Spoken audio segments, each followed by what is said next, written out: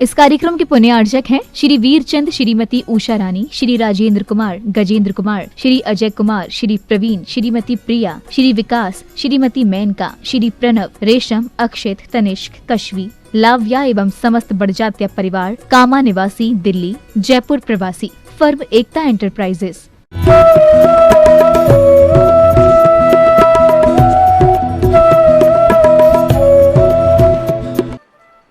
और आप फिर एक प्रशंसा कर दो कि आपने बहुत बढ़िया गाया, तो जिनकी पटती ना होगी तो कुछ नहीं बोलेंगे, सिर्फ क्या करेंगे, इतना ही करेंगे। सास के आगे बहू की प्रशंसा करी जाए और सासू यदि नाराज हों तो क्या करेंगे?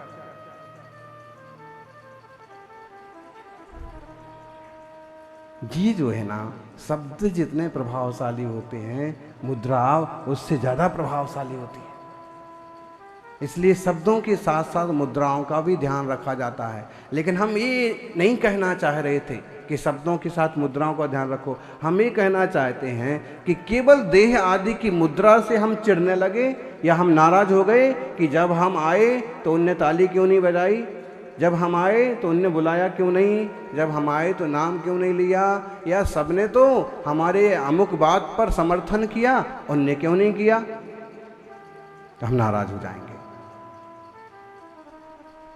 देखा जाए तो इतनी छोटी छोटी चीज़ों पर हमें अपना स्वभाव भूलने की ज़रूरत नहीं है। लेकिन आज हम सब उसी सब चीज़ों में लिप्त हो गए, इतनी बुरी तरह से लिप्त हो गए कि जो आत्मा वाली बात कह रहे हैं ना, वो तो हमें ऐसे लग रहा कि किसी पड़ोसियों की बात चल रही है। और जब सुनेंगे तो सुधरेंगे, लेकिन हम तो सुनेंगे वही जो हम सुनना चाहते हैं। श्लोक का अर्थ कुछ भी हो,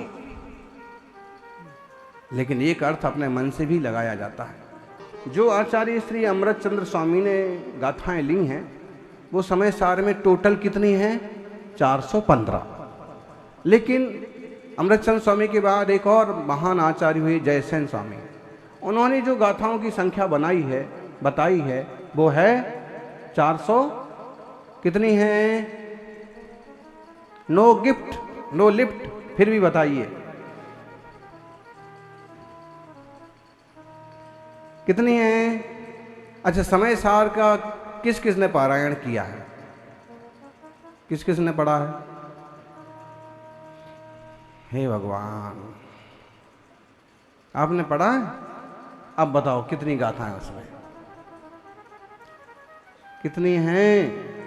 एक तो हमने बता दिया ना, 415 मानी है आचार्य श्री अमृत चंद्र स्वामी ने, और 439 मानी है आचार्य श्री जयसेन स्वामी ने। तालाब में गोता लगाने से मोती नहीं मिलते हैं।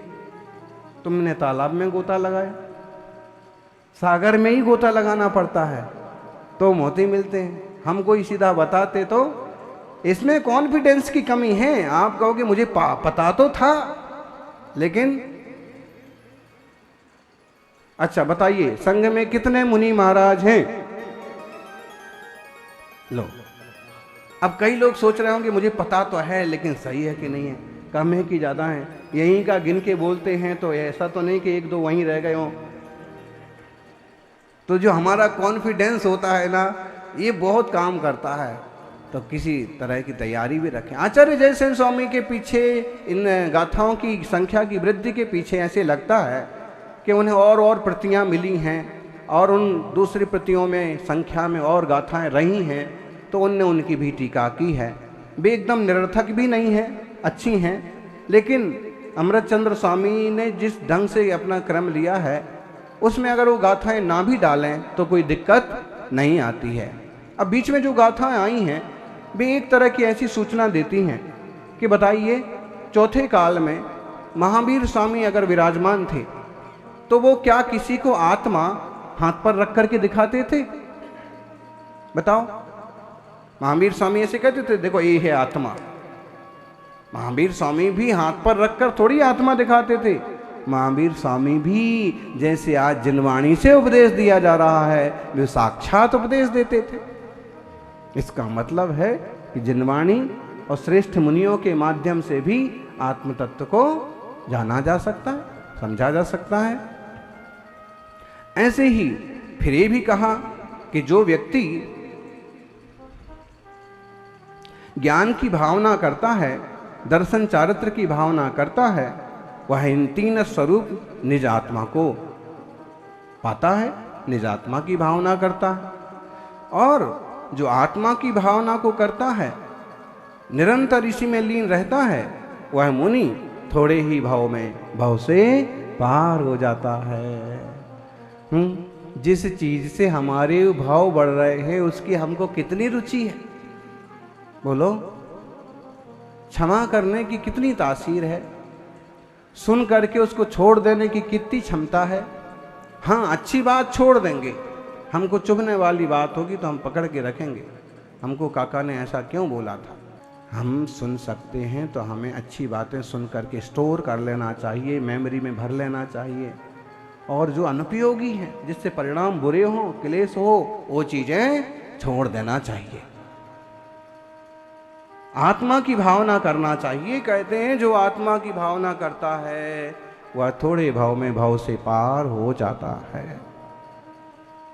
सज्जनों, लेकिन क्या करें, आदत पड़ी है।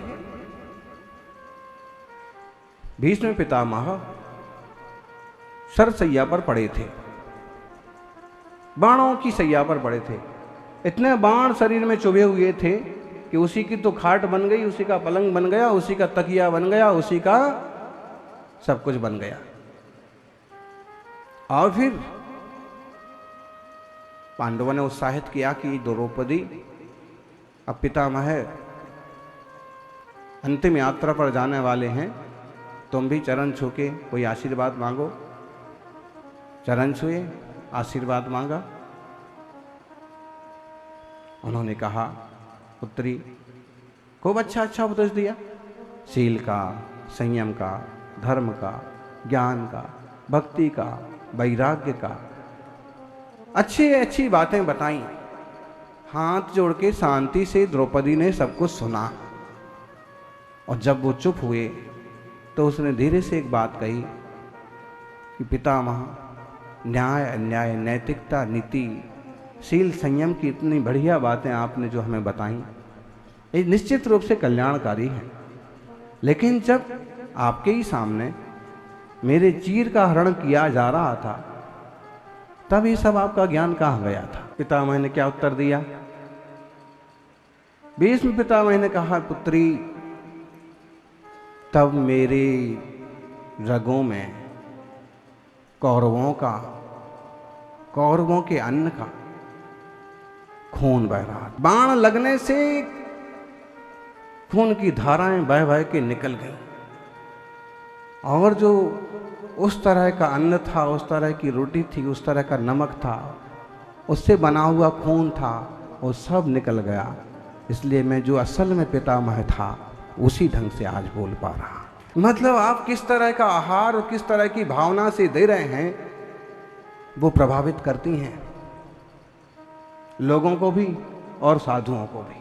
पितामह ने कहा कि तब मैंने वैसा अन्न खाया था और मैं उस तरह से हो रहा था और इसलिए मैं इस तरह की बात कर रहा था। लेकिन बेटी, अब वैसा सारा का सारा खून बह गया, इसलिए मैं संस्कृति का चीरहरण होता हुआ नहीं देख सकता।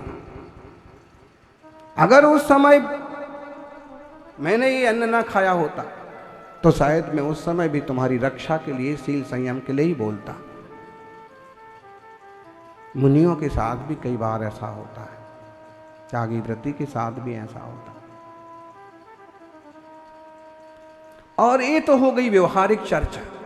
आध्यात्मिक दृष्टिकोण ये है कि आज तक हमने मिथ्यात्व का नमक खाया है, आज तक हमने मोह की रोटी खाई है, आज तक हमारी चेतना ने विकारों की गुलामी की है।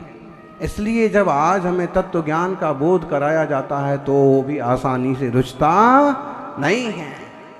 भेद विज्ञान के तीर लगे और मोह मिथ्यात्व का ये पुराना खून बाहर निकले तो सम्यक दर्शन का स्रोता बाहर पड़े और फिर हम अपने आप को चैतन्यमय ज्ञान घन आत्मा स्वीकार करने को तैयार हों।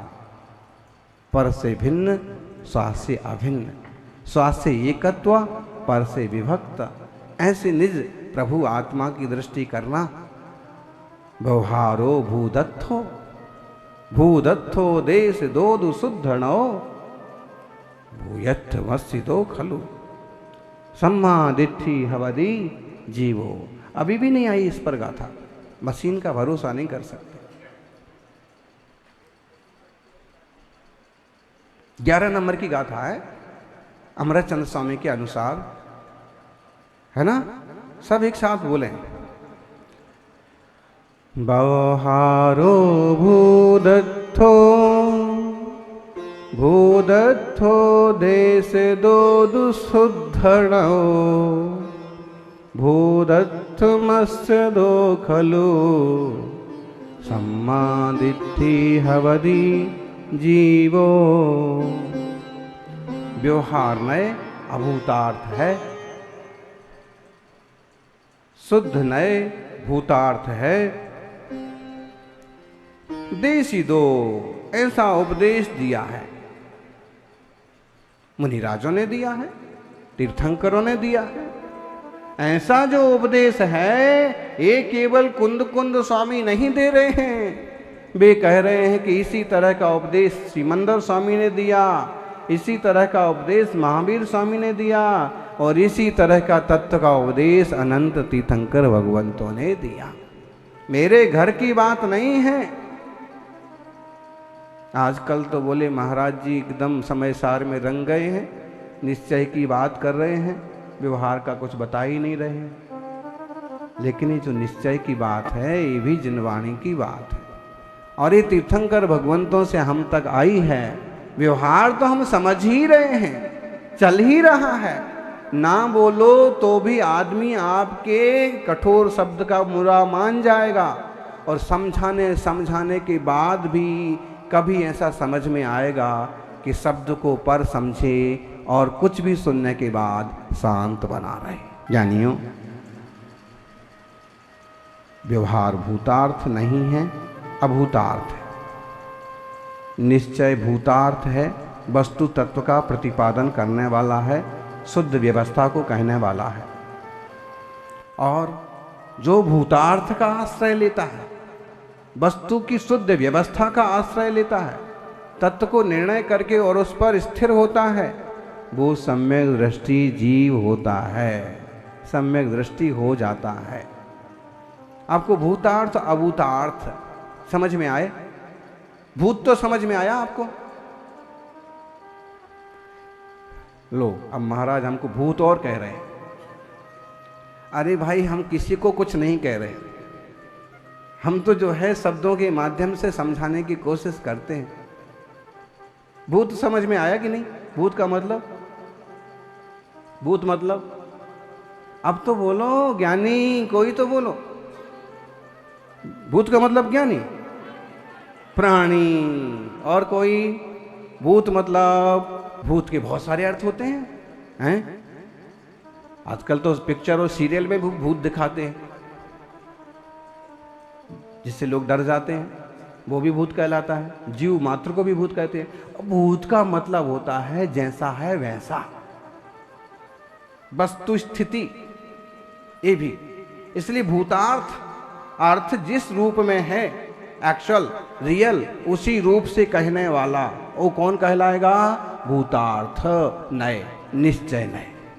और अभूतार्थ मतलब वस्तु वास्तव में जैसी नहीं है, उसकी मिली जुली दशा का, दूसरे द्रव्य से मिली जुली अवस्था का कथन करना, वो क्या कहलाएगा?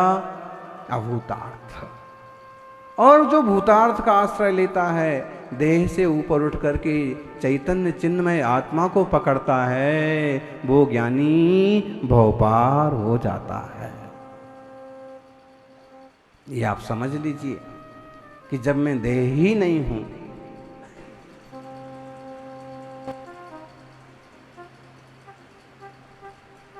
तो काला गोरा कैसे हो सकता हूं? बाल वाला बिना बाल वाला कैसे हो सकता हूँ? मोटा पतला कैसे हो सकता हूँ?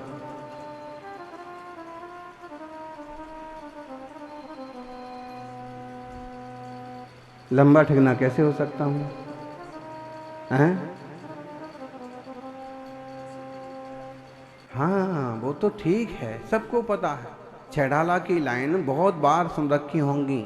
मैं सुखी दुखी मैं रंक राव, मेरे धन ग्रह गोधन प्रभाव। बोलो, मेरे सुततिये में बेरूप सुभग मूरख प्रवीण। फिर और बोलो, तन उपजत अपनी उपज मान, तन रागादि प्रकटे दुख दैन, तिन ही को सेवत। ये सब जब तक मान रखा है ना, तब तक उसको क्या कहा है? जिस जीव ने ऐसा मान रखा है उसको कहा है बहिरात्मा, मिथ्या दृष्टि। और जिसने ये सब होते हुए भी ये माना कि ये है तो सही, लेकिन यही मैं नहीं हूं, मैं इससे हटके एक और ज्ञान घन चैतन्य आत्मा हूं, जानन मेरा स्वभाव। बच्चा छोटा होता है, बड़ा होता है, उसकी कितनी अवस्थाएं बदल जाती हैं। छोटी में कितने घने बाल होते, कितना गोल मटोल होता है। बड़ा होता जाता है, रूप बदल जाता है। सब कुछ बदलने के बाद चेतना तो उसमें चैतन्यमय, उसका निज ज्ञान आत्मा है। ऐसे ही निज आत्मा को पकड़ें, इस ध्रुव स्वभाव को ध्यान में लें और क्षण भर को इसकी शांत दशा का विचार करें। कसाय आविष्ट बुद्धि का त्याग करके ऐसे निष्कसाय स्वरूप में उतरने की कोशिश करेंगे तो निश्चित रूप से हम भी एक दिन सिद्धों की श्रेणी में शामिल होंगे। सिद्धों की श्रेणी में आने वाला जिनका नाम है जग के उन सब। एक गीत भी नहीं आता आप लोगों को? आप लोगों को आता तो बहुत कुछ है, लेकिन जब गुरुदेव बोलते हैं तब आपसे शांति से सुनना पसंद करते हैं। रत्नत्रयधारी होने से कोई सौभाग्यशाली श्रावक भी मुनियों के सानिध्य में सम्यक दर्शन ज्ञान का निर्णय करके और चारित्र योग्य चारित्र स्वीकार करके वो भी मोक्ष मार्गी हो जाते हैं।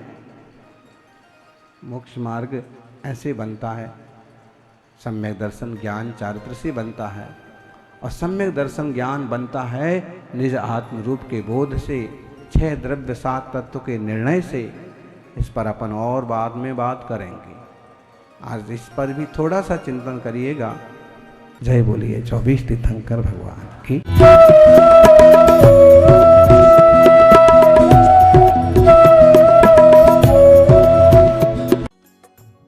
इस कार्यक्रम के पुण्यार्चक थे श्री वीरचंद, श्रीमती उषा रानी, श्री राजेंद्र कुमार, गजेंद्र कुमार, श्री अजय कुमार, श्री प्रवीण, श्रीमती प्रिया, श्री विकास, श्रीमती मेनका, श्री प्रणव, रेशम, अक्षित, तनिष्क, कश्वी, लाव्या एवं समस्त बड़जात्या परिवार, कामा निवासी, दिल्ली, जयपुर प्रवासी, फर्म एकता एंटरप्राइजेस।